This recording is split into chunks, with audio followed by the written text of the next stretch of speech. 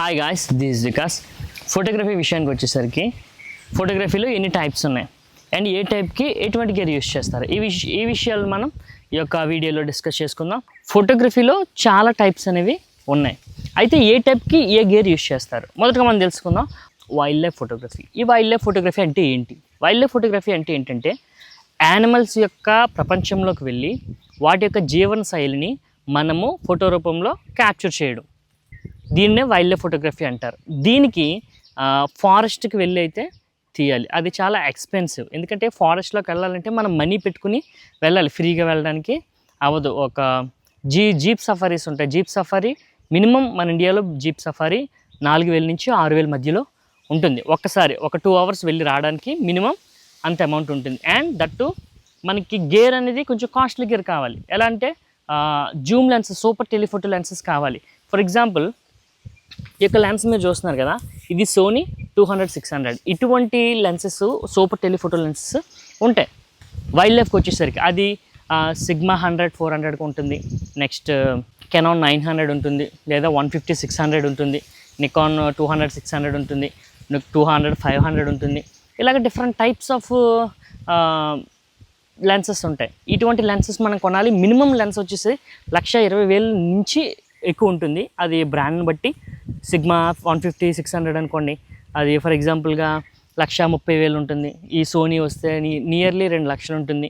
So ఒక్కొక్కటి ఒక్కొక్క range cost అనేది ఉంటుంది. ఇంకా ప్రైమ్ లెన్సెస్ ఉంటాయి, 600 అని, 500 అని, 400 అని, 2.8 అనమాట. అవి తీసుకుంటే అవి 8 lakhs 9 lakhs కాస్ట్ ఎక్కువ ఉంటుంది.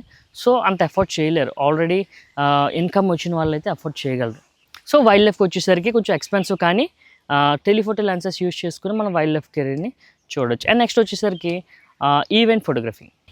ఈవెంట్ ఫోటోగ్రఫీ ఏంటంటే మన మనుషుల యొక్క ఆనందం, సంతోషం, బాధ, ఏ యొక్క మెమొరీ అయినా సరే, ఏది జరిగినా సరే క్యాప్చర్ చేస్తారు కదా, అంటే ఈవెంట్స్ పెట్టి క్యాప్చర్ చేస్తారు కదా, ఈ యొక్క ఫోటోగ్రఫీని ఈవెంట్ ఫోటోగ్రఫీ అంటారు.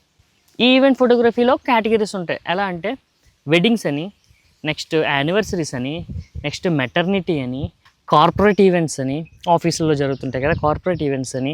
సో అప్పుడు డిఫరెంట్ టైప్స్ ఆఫ్ ఉంటాయి. మనిషి యొక్క జీవితంలో జరిగే ప్రతి ఒక్కటి కూడా ఈవెంట్ ఫోటోగ్రఫీకి వస్తుంది. ఒక ఈవెంట్లో పెట్టుకుని మనం ఏం చేస్తామంటే మూమెంట్స్ క్యాప్చర్ చేస్తాం. ఇప్పుడు ఈవెంట్ ఫోటోగ్రఫీ అనేది బాగా పాపులర్ అనమాట.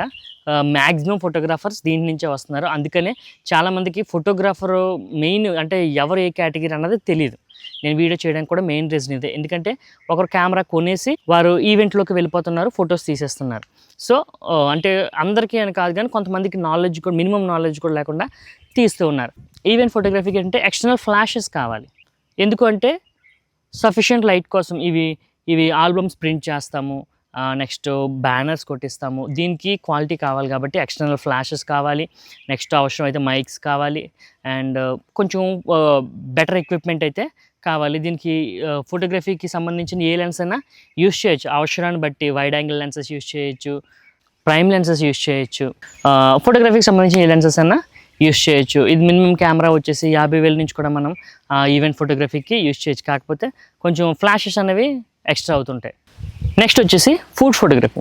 ఫుడ్ ఫోటోగ్రఫీ ఏంటంటే మనం చూస్తూ ఉంటాము, రెస్టారెంట్స్ యొక్క అడ్వర్టైజ్మెంట్ చేసుకుంటాయి అన్నమాట. ప్రతి ఒక్క ఫుడ్ని ఫోటో తీసి అవి అడ్వర్టైజ్ చేసుకుంటాయి, ప్రతి రెస్టారెంట్కి సంబంధించింది. దీన్ని ఫుడ్ ఫోటోగ్రఫీ అంటారు. మీరు ఎగ్జాంపుల్గా చూడొచ్చు, జొమాటో, స్విగ్గీ ఈ యాప్స్ చూస్తే మనం ఆర్డర్ అనేది ఒక పిక్చర్ని చూసి మనం ఆర్డర్ ఇస్తుంటాం. సో ఆ పిక్చర్ని తీసి పెడుతుంటారు ఫుడ్ ఫోటోగ్రాఫర్స్. ఆ పిక్చర్ని తీసి వాళ్ళకి ఆ ప్లాట్ఫామ్ వాళ్ళకి ఇస్తుంటే వాళ్ళు వాళ్ళ సైట్లో పెట్టుకుని ఉంటారనమాట. ఇది ఫుడ్ ఫోటోగ్రఫీ. దీనికి కూడా ఫ్లాషెస్ చాలా అవసరం. ఎందుకంటే ఫుడ్ ఫోటోగ్రఫీకి సెటైన్ ఫ్లాష్ కానీ లేకపోతే లైట్ కానీ లేకపోతే డీటెయిల్గా కనిపించదు. సో దీనికి ఖచ్చితంగా ఫ్లాషెస్ అవసరం. అండ్ వచ్చేసరికి ఇక్కడ మ్యాక్రో లెన్స్లు కూడా యూస్ చేస్తారు. రెగ్యులర్గా యూస్ చేసే ఈవెంట్ ఫోటోగ్రఫీకి ఏమైతే లెన్సెస్ యూస్ చేస్తామో, ఏమైతే కెమెరా బాడీస్ యూస్ చేస్తామో, ఫుడ్ ఫోటోగ్రఫీ కూడా అవే యూస్ చేస్తూ ఉంటాం. నెక్స్ట్ వచ్చేసి ఫ్యాషన్ ఫోటోగ్రఫీ. ఫ్యాషన్ ఫోటోగ్రఫీ ఏంటంటే గ్లామరస్ ఫీల్డ్ అనమాట, ఎంటర్టైన్మెంట్ ఫీల్డ్. మీరు అందరికీ తెలిసిందే, యాక్టర్స్, సెలబ్రిటీస్ వీళ్ళందరూ ఉంటుంటారు కదా, వీళ్ళ దగ్గర ఎక్కువ ఫ్యాషన్ ఫోటోగ్రఫీ జరుగుతుంటుంది. అండ్ ఏదైనా ప్రోడక్ట్ని అడ్వర్టైజ్ చేయాలనుకుంటే ఫర్ ఎగ్జాంపుల్ జ్యువెలరీకి కానీ లేదా బ్రాండింగ్ క్లోత్స్ కానీ లేదా హ్యాండ్ బ్యాగ్స్ కానీ సంథింగ్ అటువంటి టైప్ ఆఫ్ షూస్ కానీ లేదా స్లిప్పర్స్ కానీ ఏదైనా సరే ఇటువంటి టైప్ ఆఫ్ ప్రొడక్ట్స్ని బ్రాండ్ చేయడానికి ఈ ఫ్యాషన్ ఫోటోగ్రఫీని యూజ్ చేస్తారు. ఈ మోడల్స్ని తీసుకొచ్చి షూట్ చేస్తూ ఉంటారు.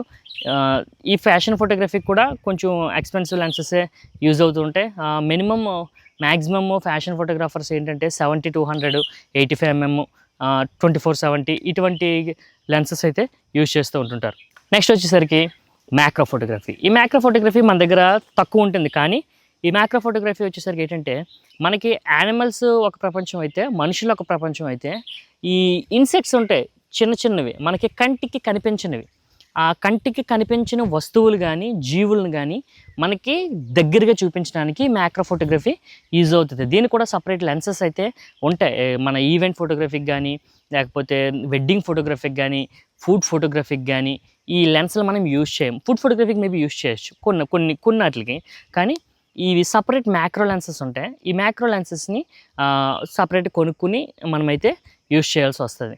నెక్స్ట్ వచ్చేసి ఏరియల్ ఫోటోగ్రఫీ. ఏరియల్ ఫోటోగ్రఫీలో ఏంటంటే డ్రోన్స్ ద్వారా మనం ఏరియల్ ఫోటోగ్రఫీ అనేది చేస్తూ ఉంటాం. చాలామంది తెలుసు, ఇన్స్టాలో చూస్తూ ఉంటుంటారు.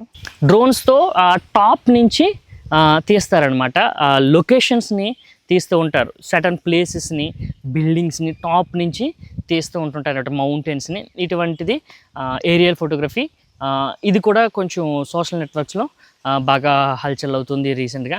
సో ఇది ఒక టైప్ ఆఫ్ ఫోటోగ్రఫీ. నెక్స్ట్ వచ్చేసరికి ఏంటి అంటే ఆస్ట్రోఫోటోగ్రఫీ. ఆస్ట్రోఫోటోగ్రఫీకి వచ్చేసరికి ఏంటంటే పైన స్పేస్ ఉంది కదా, మనకి పగలైతే ఏం కనిపించదు, అంత బ్రైట్గా ఉంటుంది, కానీ నైట్ వచ్చేసరికి ఏంటంటే అదొక ప్రపంచంలో కనిపిస్తూ ఉంటుంది అనమాట.